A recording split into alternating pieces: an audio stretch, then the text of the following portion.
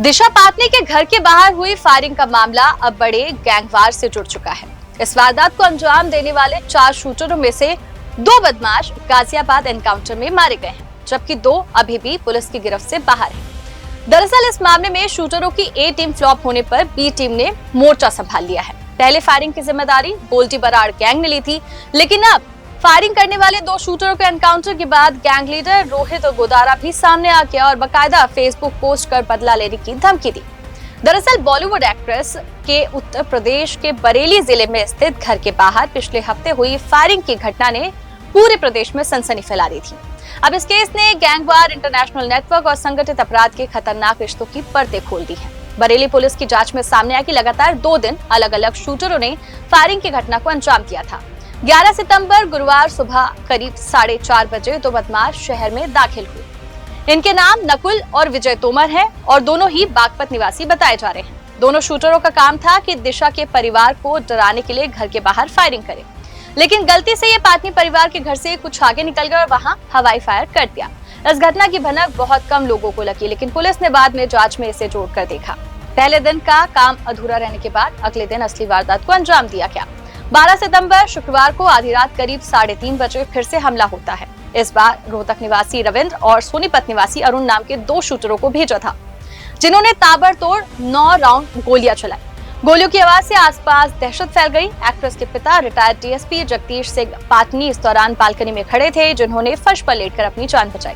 उन्होंने बताया कि उनकी एक बेटी दिशा पाटनी बॉलीवुड में अभिनेत्री है, दूसरी बेटी खुशबू पाटनी मेजर पद से रिटायर है और उनके साथ रहती है। दोनों बेटियां सोशल मीडिया पर पब्लिक फिगर है, उनके लाखों फैन हैं। दोनों को ही काफी धमकी दी गई थी। इस फायरिंग की घटना के बाद यूपी के सीएम योगी आदित्यनाथ ने खुद जगदीश पाटनी से बात कर आश्वासन दिया था कि अपराधी चाहे पाताल में हो, यूपी पुलिस उन्हें खोजकर कार्रवाई करेगी, और हुआ भी बिल्कुल ऐसा ही। इस घटना के बाद पुलिस और एसटीएफ हरकत में आई।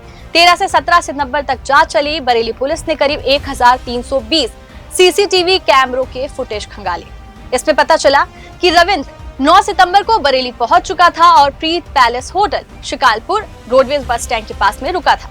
वहीं अरुण ने Hind guest house railway station Shikalpur में ठहराव किया था। ये दोनों होटल दिशा पाटनी के घर से करीब 2 किलोमीटर की दूरी पर स्थित है। इसके अलावा बाकी 2 शूटर नकुल और विजय फायरिंग के बाद बरेली से लगभग 50 किलोमीटर दूर रामपुर इलाके में देखे गए थे। फिर आया 17 सितंबर। बुधवार शाम को लगातार पीछा करते करते पुलिस और एसटीएफ को शूटरों की लोकेशन मिल गई। गाजियाबाद के टॉनिका सिटी इलाके में जब पुलिस टीम रविंद्र और अरुण को पकड़ने पहुंचे तो मुठभेड़ हो गई। दोनों ओर से कई राउंड गोलियां चली। मुठभेड़ में रविंद्र और अरुण मारे गए।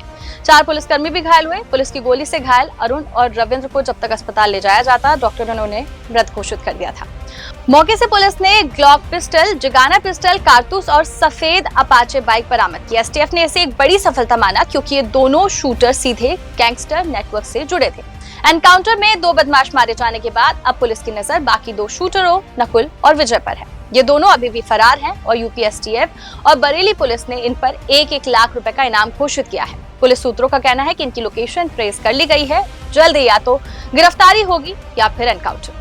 इस मामले में पहले गोल्डी बराड़ गैंग का नाम सामने आया था, लेकिन अब रोहित गोदारा गैंग का नाम सामने आने से कहानी थोड़ी उलझ गई। गुरुवार को सोशल मीडिया फेसबुक पर पोस्ट कर रोहित ने शूटरों को शहीद बताया, धमकी दी कि माफी नहीं मिलेगी, बदला लिया जाएगा। यह एनकाउंटर नहीं, सनातन की हार भी है। अब जिस रोहित गोदारा की बात हो रही है वो बीकानेर में लूणकरणसर इलाके के कपूरीसर का रहने वाला है। साल 2010 में जब उसकी उम्र महज 19 साल की थी, तब से वो अपराध की दुनिया से जुड़ गया। राजस्थान में उसके खिलाफ 32 केस दर्ज है। इसमें हत्या, वसूली जैसे मामले भी शामिल हैं। एनआईए ने रोहित पर 5 लाख और राजस्थान पुलिस ने 1 लाख रुपए का इनाम भी घोषित कर रखा है। खबरों के मुताबिक रोहित गोदारा फिलहाल दुबई में छुपा है और वहीं से अपनी गैंग चला रहा है। अब सवाल ये है कि आखिर यह हमला हुआ क्यों? रोहित गोदारा गैंग पाटनी परिवार से नाराज क्यों है? तो गैंग इसके पीछे वजह मानता है रिटायर्ड डीएसपी जगदीश सिंह पाटनी की दोनों बेटियों को। पहली बेटी दिशा पाटनी बॉलीवुड एक्ट्रेस होने के साथ मॉडल भी है और अपने फैमिली के साथ नहीं बल्कि मुंबई में रहती है। दूसरी बेटी रिटायर्ड मेजर खुशबू पाटनी कुछ महीनों पहले एक कंट्रोवर्सी में रह चुके हैं।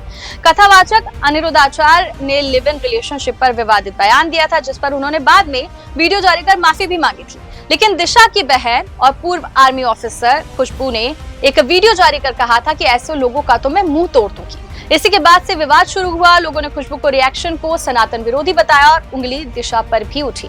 फिर दोनों बहनों को सोशल मीडिया पर ट्रोल करने के साथ ही धमकियां भी मिलने लगी। इसके बाद उनके घर पर फायरिंग की घटना हुई।